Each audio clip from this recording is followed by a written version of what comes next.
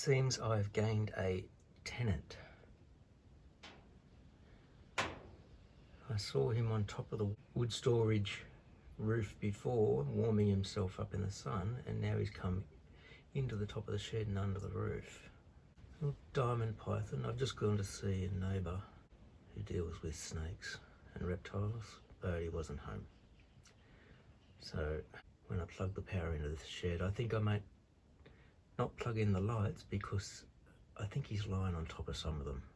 And I'm cleaning this up because we've got a big plant out the front which my wife calls a yucca. I never knew the name of it, but it's getting root bound in the square pot that it's in, so she wants me to just turn this into a big pot. It's an old dust extraction bin from an old dust extractor that we had at school that burnt out. So, and I've just had it here like storing scrap wood and stuff, so I'm gonna clean it up, drill a few holes in the bottom, paint the outside.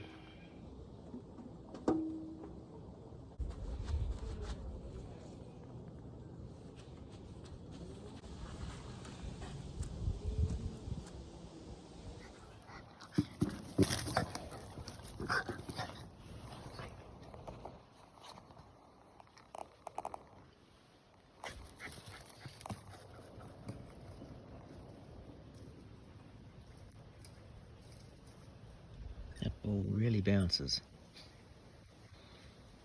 It's a lot better than the tennis ball.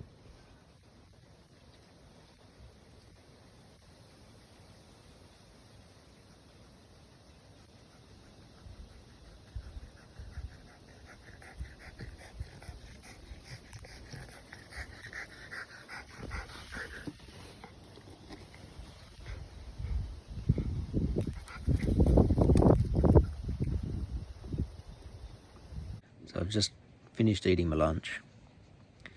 I've got a couple of coats of Zinn's primer on that and one coat of exterior gloss. Just waiting for it to dry. I'm going to put another coat on it. And I've got the timber, some old pallet hardwood to make a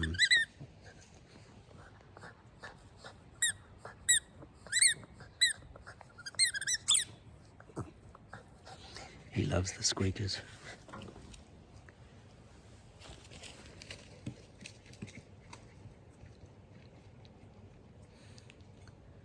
Yeah, I got some hardwood to make a little garden bed edging for the front yard, which I'm going to go and do while this is drying. It's probably almost dry, but I'll give it a little bit more time before the next coat. And just give this timber a bit of a sand to get the roughness off it. I don't need to clean it right back. And just knock together a little frame so my wife can plant monsteras around the pond and stuff.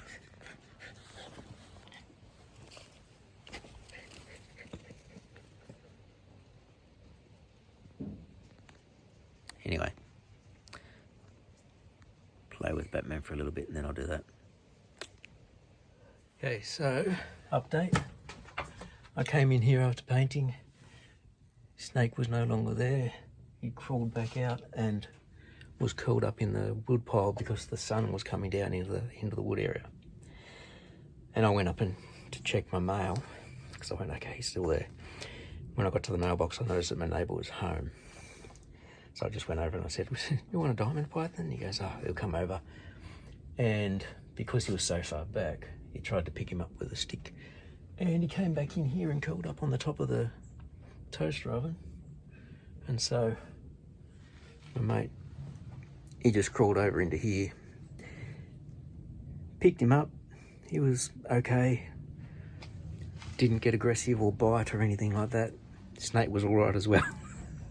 He said he's only young, wasn't a very big fella, looked pretty healthy, was still getting rid of some of his shed skin because he had some bits still stuck to him. He said, doesn't look like he's had a feed for a bit, because I thought he might have, we've got some rats in the area. I thought he might have been grabbing some of the rats, but no. And so he's just taken him to, he's going to let him go in his backyard. He doesn't mind. I don't mind the snake. It's not a dangerous one, but I would hate if it had got out into the yard and my dogs went nuts, especially Batman, because Batman is quite aggressive around other animals, hates the birds. I'd be worried that he might try and kill the snake, and while it's not poisonous, I wouldn't want him to be bitten by the snake, and I wouldn't want the snake to constrict, like if it was really feeling threatened. And if Sam was out here as well, Sam's only a little fella, and he's starting to get like tough guy with Batman around as well. But no, neighbour grabbed him. He said we'll let him go in his backyard. He's got rats in his compost in his backyard, so he said he'll probably get a bit of a feed up there, and he'll go live over there until he decides to wander around the neighbourhood again. So I've got my drum all painted because it managed to dry while I was playing with Batman. Now I've got to try and sand these hardwood pieces, and so I need my sawhorses set up. I've got to remember where I put them.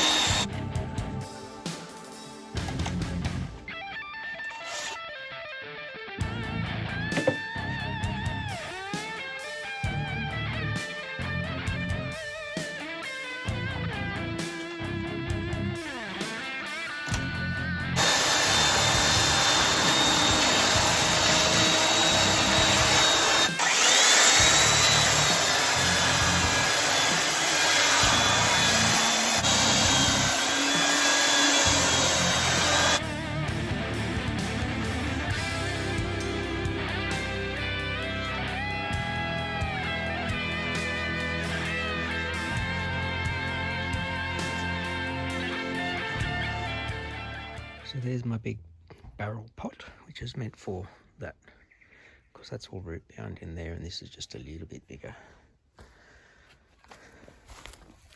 This is roughly where this is going to go, but my wife said she actually wants it moved back a little bit further, so I just got to get exactly where she wants it before I start digging. So there's the planter I've just been working on. So it's on the high side of the pond. Straight out the grass. So you can just see it's just behind the mondo grass. And the monsteras and the red cordylines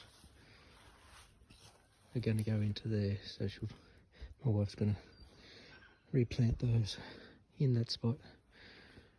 And we're going to try and bring the, we've got some Arctic ferns in the backyard which are native to the area. We want to try and bring a couple of them up to here.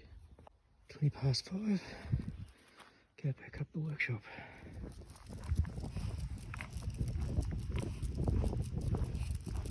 Just after 11:30, had to run up to the post office this morning because we got a package I had to collect. So I went up there this morning around 9:30, and I said when I came back we'd go for a walk. When I came back, my wife was making herself a coffee, and I went, oh yeah, coffee.